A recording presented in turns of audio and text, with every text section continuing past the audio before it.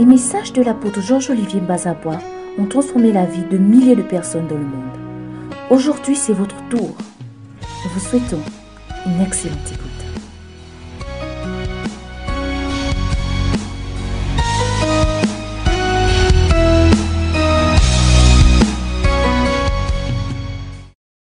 Si quelqu'un est capable de comprendre la complexité du monde, c'est-à-dire, vous avez étudié, vous avez un travail, vous avez...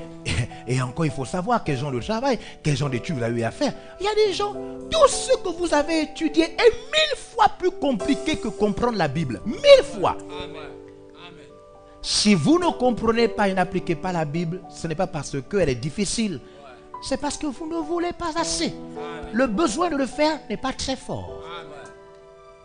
Je me suis rendu compte que les gens comprennent des choses que s'ils se mettaient ici pour nous expliquer, nous ne pouvons pas comprendre ça. Il nous faut des années pour comprendre ce qu'ils ont étudié là. Des années. Je ne sais pas si vous me suivez. Mais pour parler de Jésus, dire bonsoir, Jésus-Christ est mort à la croix pour vous. Je voudrais vous dire qu'il ne faut pas mourir comme ça. Ça là, on n'a pas besoin d'avoir l'intelligence que vous avez pour étudier ce que vous avez étudié là. C'est pas difficile, c'est que vous ne voulez pas. C'est que vous ne voulez pas. L'évangile est accessible, sa compréhension est accessible aux pécheurs. Les apôtres ont été des pécheurs. Des pécheurs. Ouais. Les juifs, les pharisiens ont appelé des apôtres des hommes sans éducation. C'est vrai. C'est ça. Donc, quand quelqu'un dit non mais je ne sais pas comment, mais je ne sais pas vraiment comment faire, je vais commencer comment? Mais tu as commencé comment pour être ingénieur en... Comment tu as commencé? Comment? Je peux dire, tout de suite là, je peux tester, je peux dire, bon, ok, tel jour, chacun de nous va dire telle chose à quelqu'un, et après tu fais comme ça, et puis tu pries d'abord, après tu l'amènes à l'église. Vous allez voir que beaucoup de gens vont le faire. Mais si toi tu viens parler de ce en quoi tu es ingénieur là, regarde, personne ne peut faire ça. Tu comprends ce qui est difficile, spécifique, ce qui appartient au monde de la spécialisation. Et tu ne peux pas dire à quelqu'un, Jésus t'aime, je t'en prie, ne meurs pas dans cet état. Réunir les gens autour de toi, non, tu ne veux pas. Dieu ne nous a pas donné une mission qui appartient à des initiés, à des...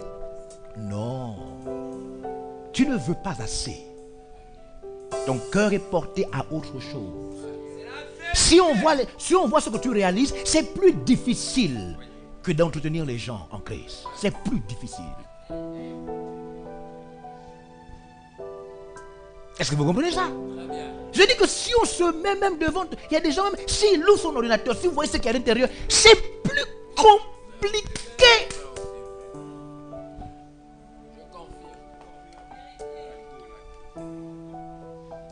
C'est la vérité. C'est plus compliqué.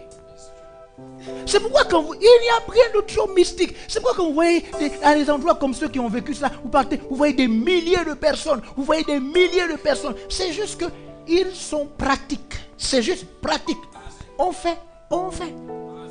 Des médecins, des docteurs, des avocats. Vous avez vu? De toutes les catégories. On fait. Jésus est Seigneur. Jésus est Seigneur. C'est simple.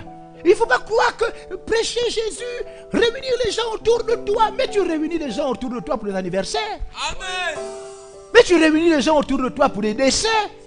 Mais tu réunis les gens autour de toi. Pour beaucoup d'autres, certains d'entre vous, vous êtes des spécialistes à des soirées mortuaires. C'est vous, les puissants de la famille. On vous connaît.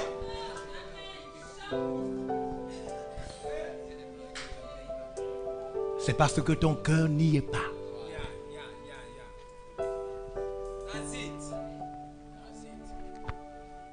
C'est parce que ton cœur n'y est pas.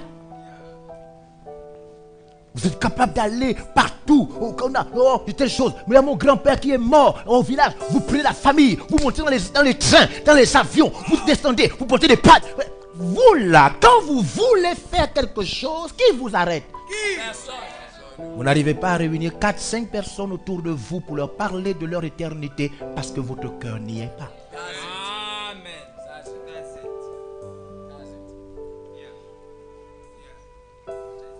Non, Dieu n'est pas mauvais, il est très bon. Il ne peut pas nous confier une mission difficile et impossible. Non. Alléluia. Tu veux servir Dieu? Commence une famille de croissance.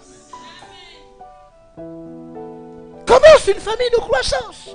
Qui va réunir des alcooliques si ce n'est toi qui as été un grand buveur de vin? Commence une famille de croissance.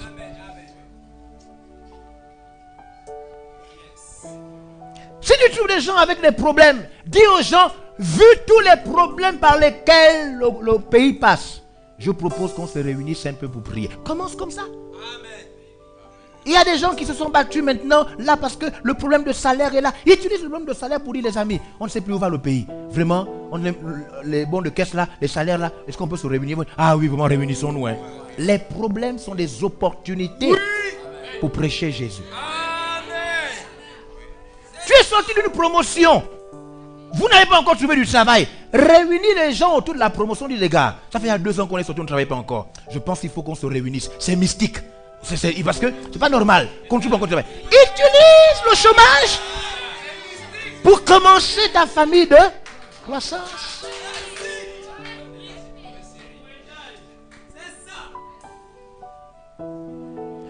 Tu connais des gens avec qui vous êtes célibataire, vous vous envoyez des messages pour dire, tu es déjà marié? Non, pas encore. Oh, qu'est-ce qui nous arrive? Regarde, au nom du célibat, dis non, ce n'est pas normal qu'on soit comme ça. Ce n'est pas normal quand même. Je vous propose.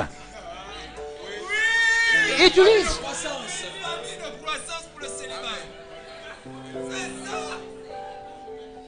Vous entendez parler de compression dans votre lieu de travail. On va peut-être faire une sorte d'une liste où des gens vont être licenciés, etc.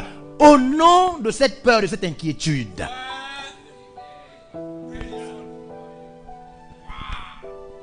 Amen. Dieu ne nous a pas confié une mission difficile.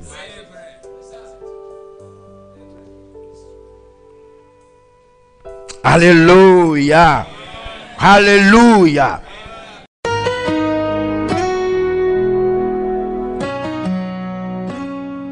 Nous espérons que vous avez été bénis par ce message.